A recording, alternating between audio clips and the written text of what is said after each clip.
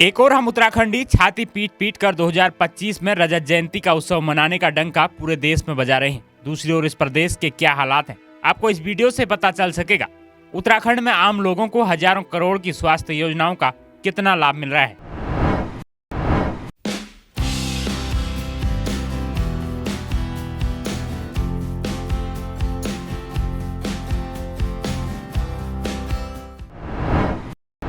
कुमाऊं के द्वार सभ्य शहर में सभ्यता का एक बार फिर कत्ल हुआ है। यह घटना नैनीताल जिले के हल्द्वानी शहर की है। एक बहन के पास भाई का शव ले जाने के लिए पैसे नहीं थे। मृतक भाई की बहन एम्बुलेंस चालकों से लेकर सबके सामने गिड़गिड़ाई, लेकिन सब पत्थर दिल निकले। बेबसी की बेड़ियों में जकड़ी बहन मृत भाई को गाँव में चलने वाली टैक्सी की छत पर सामान की तरह लाद कर 195 किलोमीटर दूर सीमांत गाँव पिथौरागढ़ के बेरीनाग ले गयी। बहन होने के नाते भाई की राखी का फर्ज पूरा किया। आज मानवता न जाने कहां लुप्त हो गई और कोई शिवानी की मदद के लिए आगे नहीं आया। गौरतलब है कि वित्तीय वर्ष 2024-25 में उत्तराखंड का स्वास्थ्य बजट 3,993 लगभग 4,000 करोड़ रुपए का है। फिर भी सवाल है, स्वास्थ्य विभाग में हर साल खर्च होने वाले हजारों करोड़ रुपए कौन निगल रहा है। इस बजट से सरकारी अस्पतालों में न तो सही इलाज मिलता है और न ही शव ले जाने के लिए कोई वाहन मिलता है। फिर किस काम का यह बजट? कहीं ना कहीं प्रत्यक्ष और अप्रत्यक्ष तौर पर उस परिवार की हिस्सेदारी भी इस बजट में जरूर रही होगी। लिया जाए 22 वर्षीय शिवानी पहाड़ से हल्द्वानी काम करने आई थी। वह हल्दुचौड़ में एक निजी कंपनी में करीब 6 महीने से जॉब करती थी। जानकारी के मुताबिक पिता गोविंद प्रसाद बुजुर्ग हैं और पहाड़ में ही खेती बाड़ी का काम करते हैं।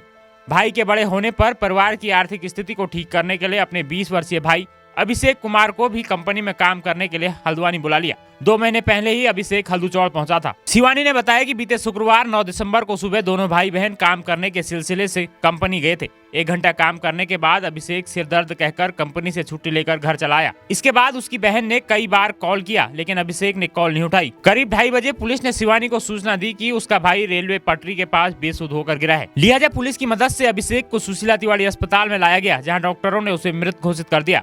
सूचना के बाद रिश्तेदार भी बेरीनाग से हल्द्वानी पहुंच गए। शनिवार को पुलिस ने शव का पोस्टमार्टम कराकर परिजनों को सौंप दिया था। गौरतलब है कि शिवानी के पास इतने पैसे नहीं थे कि वह शव को एम्बुलेंस में घर ले जा सके।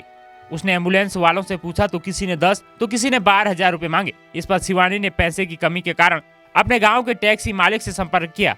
इसके बाद शव को टैक्सी के ऊपर बांधकर बेरीनाग ले गई। आज हमारा प्रदेश भी 2 तरह के हिस्सों में बटा हुआ है। एक और हम डंका पीटते हैं हमारे राज्य की पर कैपिटा इनकम यानी प्रति व्यक्ति आय 3 लाख रुपए तक पहुंच गई है।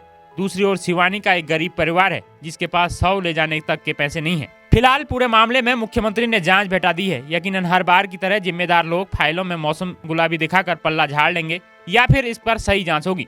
सीएम साहब, इन 25 सालों में जिम्मेदारों की अगर जिम्मेदारी तय नहीं होगी तो अब कब होगी? यह प्रदेश की व्यवस्थाओं पर भी एक प्रश्न चिन्ह है। दोस्तों, आप इस पूरे प्रकरण को लेकर क्या सोचते हैं? हमें कमेंट्स कर अपनी राय जरूर बताएं।